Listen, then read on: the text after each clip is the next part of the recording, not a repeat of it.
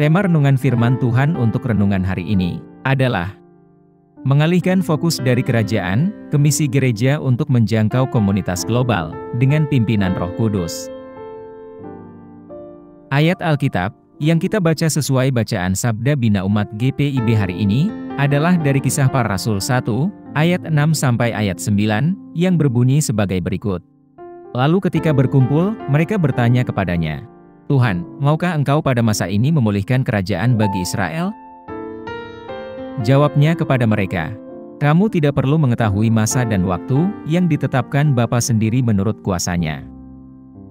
Tetapi kamu akan menerima kuasa bila mana Roh Kudus turun ke atas kamu, dan kamu akan menjadi saksiku di Yerusalem, di seluruh Yudea dan Samaria dan sampai ke ujung bumi."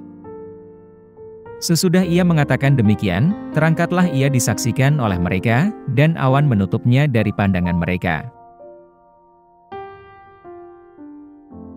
Demikian pembacaan Alkitab. Haleluya.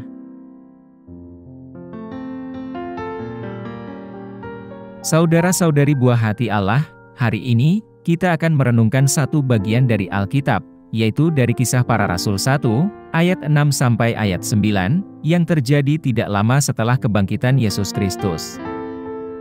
Para murid, setelah menyaksikan kebangkitannya dan mengimani ajaran-ajarannya, dipenuhi dengan antisipasi akan penggenapan nubuatan tentang Mesias, termasuk pemulihan kerajaan bagi Israel. Pada saat ayat-ayat ini ditulis, orang-orang Yahudi sedang hidup di bawah pendudukan Romawi, merindukan pembebasan dan pendirian sebuah kerajaan, di mana mereka sekali lagi akan menjadi bangsa yang berdaulat, sama seperti zaman keemasan kerajaan Israel di bawah pemerintahan Daud.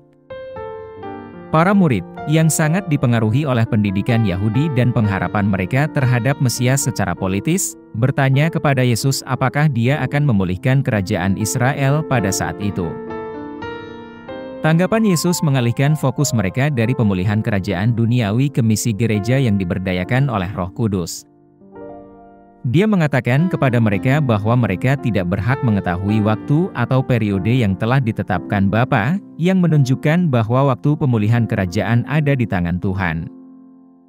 Namun, Tuhan Yesus menjanjikan kuasa Roh Kudus untuk menjadikan mereka saksi-saksinya, yang dimulai dari Yerusalem, dan menyebar sampai ke ujung bumi. Ketika Yesus selesai berbicara, dia naik ke surga, tampak menjauh dari para murid dan menghilang ke dalam awan.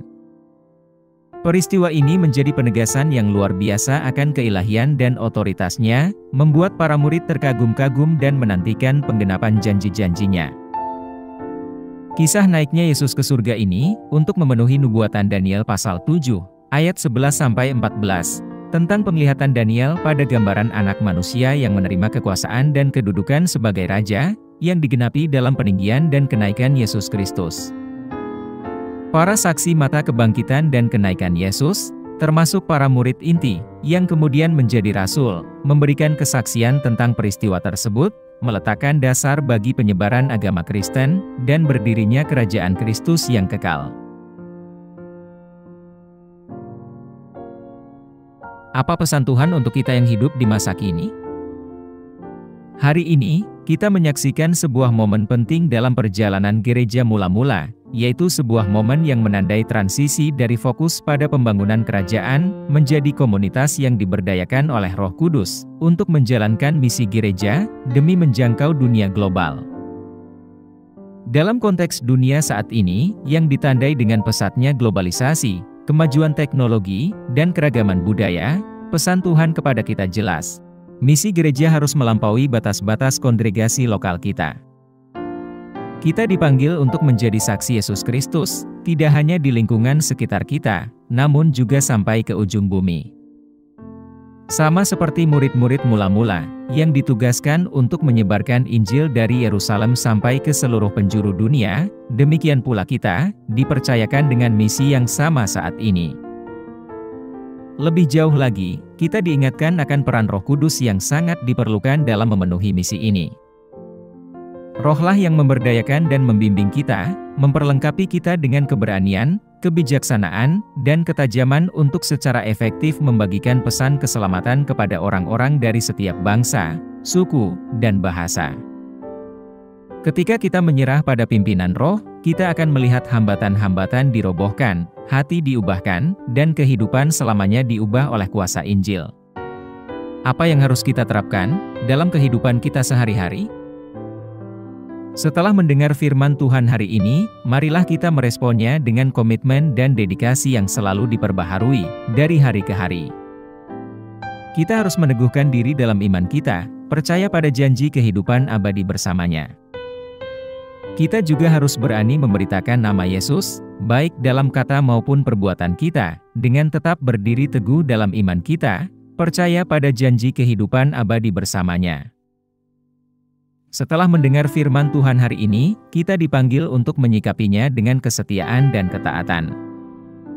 Kita harus berkomitmen sepenuh hati pada misi gereja, secara aktif mencari peluang untuk terlibat dengan komunitas lokal, dan berpartisipasi dalam upaya penjangkauan global.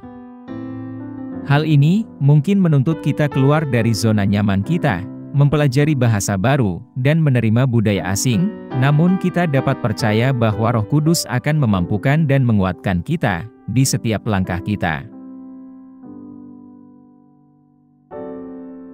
Mari kita berdoa.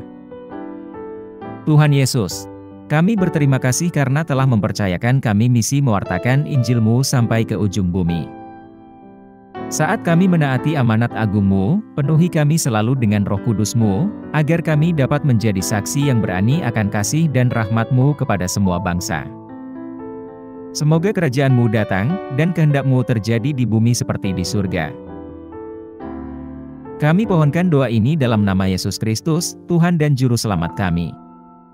Amin. Kiranya Tuhan menguatkan kita, dan kasih karunia Tuhan Yesus menyertai kita.